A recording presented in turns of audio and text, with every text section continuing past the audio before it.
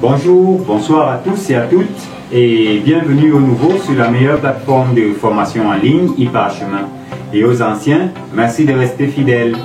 Je suis François Guy-Paul, expert formateur en transformation agroalimentaire pour vous accompagner durant ce module consacré à la production de la farine de patate. J'espère que vous êtes convenablement installés, on va y aller. Afin que vous soyez suffisamment outillés, lorsqu'on évoquera la farine de patate autour de vous, nous allons aborder tour à tour les généralités, le processus de transformation, ainsi que les différents usages de la farine de patate.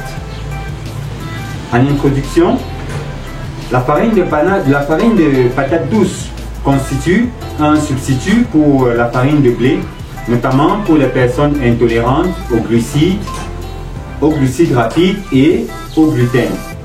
Vous serez surpris du nombre important de bienfaits de cette farine. 1. Généralité. La patate douce est une plante tropicale originaire d'Amérique du Sud. De nos jours, elle fait partie intégrante de l'alimentation de plusieurs peuples dans le monde. Dans les pays africains, la patate douce est consommée fraîche, alors que dans d'autres pays, elle est principalement appréciée sous sa forme de farine. Cultivée en grande quantité, il devient parfois difficile de stocker la patate douce dans de bonnes conditions. Sous forme de farine, la patate douce est alors plus facile à conserver et à stocker. 2. Les bienfaits nutritionnels de la farine de patate douce. La farine de patate douce présente de nombreux bienfaits nutritionnels, donc voici quelques-uns. L'indice glycémique est modéré, prévient le développement du diabète du type 2. C'est un aliment coupe-faim naturel qui permet de garder la ligne sans privation. Riche en fibres et en pectine. Un aliment à forte valeur nutritionnelle, riche en vitamine A, vitamine B, vitamine C, minéraux et oligo-éléments. C'est un légume alcalisant qui régule efficacement l'acide basique du corps, diminue les risques de cancer et de maladies cardiovasculaires. Un aliment riche en antioxydants, il faut le dire, qui combat le vieillissement. Il fait disparaître les rides ou ralentit l'apparition des rides.